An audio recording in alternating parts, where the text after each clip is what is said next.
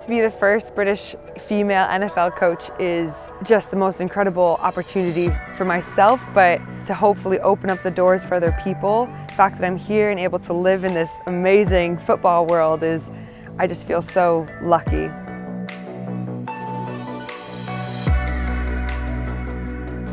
I'm a sports scientist and my role involves trying to use research and technology to help support the health and performance of our athletes.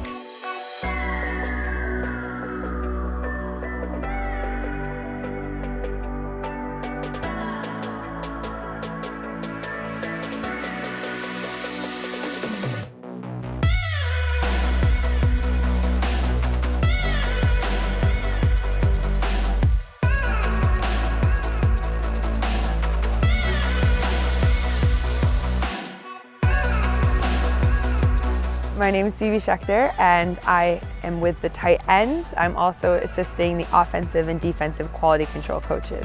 My name is Jo Clubb and I'm the applied sports scientist for the Buffalo Bills.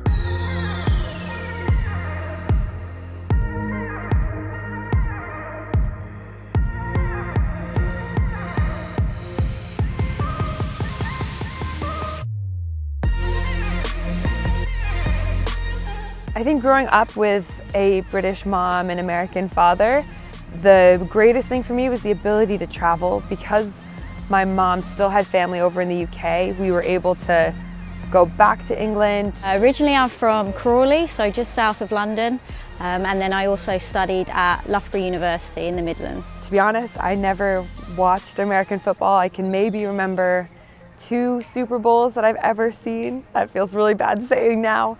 I was 22 years old when I moved over to the UK. That's where I fell in love with American football.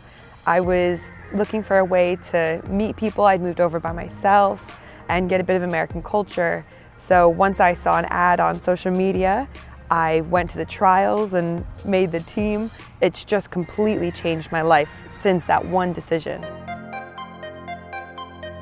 I've been in Buffalo just over 3 years. First of all, I came over to work for the Buffalo Sabres in the NHL. And last season, I worked for both the Bills and the Sabres, and now I'm just full-time working for the Buffalo Bills. There are lots of conversations about tea and about the royal family.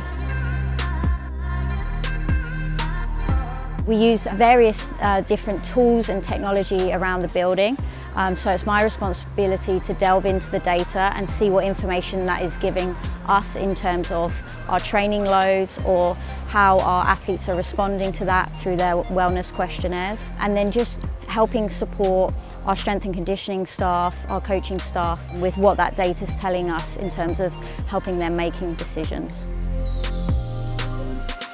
All of it started in terms of the coaching side of it when I was speaking at a BAFCA conference, which is our coaches association over in the UK. And there was a coach over from the States, from the University of Laverne, named Oscar Rodriguez, and Rich Wurzel, who was British. From there, he had asked if I wanted to come be a guest coach with his college. I just said yes and paid and went out there and stayed on one of their couches for 2 weeks. And from there, I went to what we've got called our Women's World Games.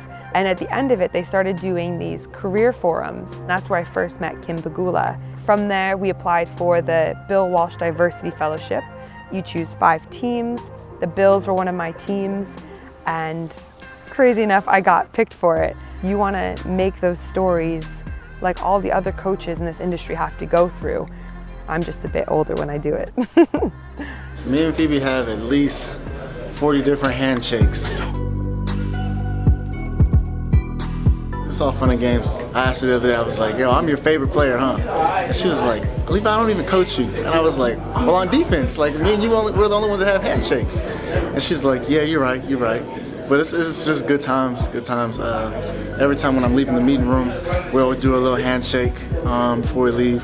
But it's just good just to have good people around you like that in the locker room. The way that I started to build my confidence more is with the rookies and with practice squad, because they're, especially the rookies, they're new to this as well.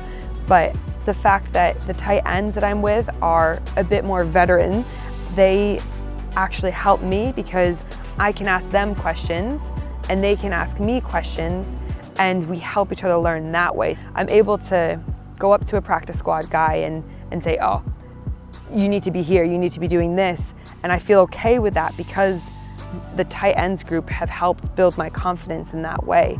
But just being around football, being around the guys, that already helps you build your confidence. There's no difference. She in there learning the same stuff we are. I mean, sometimes we don't remember something that she remembers, she let us know. So she's been a good help. She's energetic every day. She brings it every day.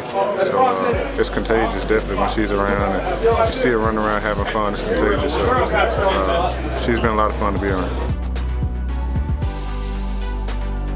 In the tight ends room, Coach Boris is really good for including me in the questions. So he'll ask a tight ends question, and then he'll ask me a question. And the intimidation is more so I'm afraid or I don't want to give the wrong answer. I want to prove that I know the right answer. But when you overcome that fear of, oh, what do I say? A minute of panic, a little second of panic. Once you overcome that, then it's okay because you know the guys are there to help me. And sometimes they'll be like, oh, it's this, and you can hear them whispering.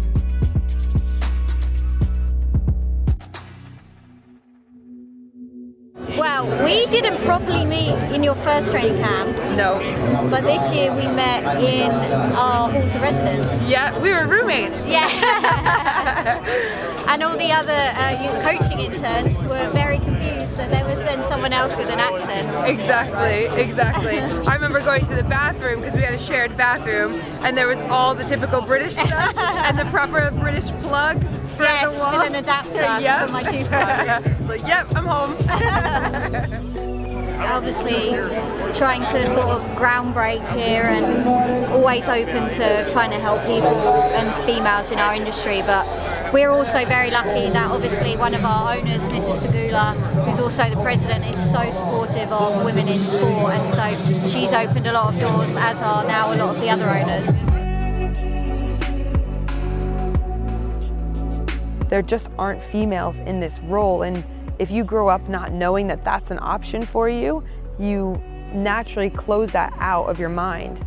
But hopefully with more females involved in every role in American football, that will allow little girls or minorities or whoever it may be to think, I want to be in that role because there's someone that looks like me doing that job. Because of great people like Samantha Rappaport, and you've got the Katie Sowers and Catherine Smiths out there that are showing girls you can do this job. Hopefully in the future, we'll have a lot more women involved. She told me the other day, like, her hours. I'm like, dang, like, Phoebe. And I was like, Phoebe, you want to do this? Like, you love it? She's like, yeah. My ultimate goal is definitely to be a coach, and I'd love to be within the NFL. I think if I had the perfect world, it would be involved with a team over in the UK in terms of maybe if the Jags want to go over there one day. I know that the UK is home for me, and that's where I will eventually end up. It's amazing. Our ownership of both the Bills and the Sabres, Mr. and Mrs. Pagula, are very supportive of what we're trying to do here in terms of providing our players with the best performance support that we can. Myself and my colleague Jo Collins. So Jo was a physio for Saracens and now is over here as well as the performance manager. Both two English Joes, two English JCs as well, so we kind of come as a team, I think. We kind of do this thing where, like, I'll hold my football like right before I go in. It's a defense thing. She comes and just knocks it out. So the other day I knocked down her papers. You know, she didn't see it coming. I have so much more to learn and so many more amazing coaches I want to learn from, that this journey really doesn't have an end to it.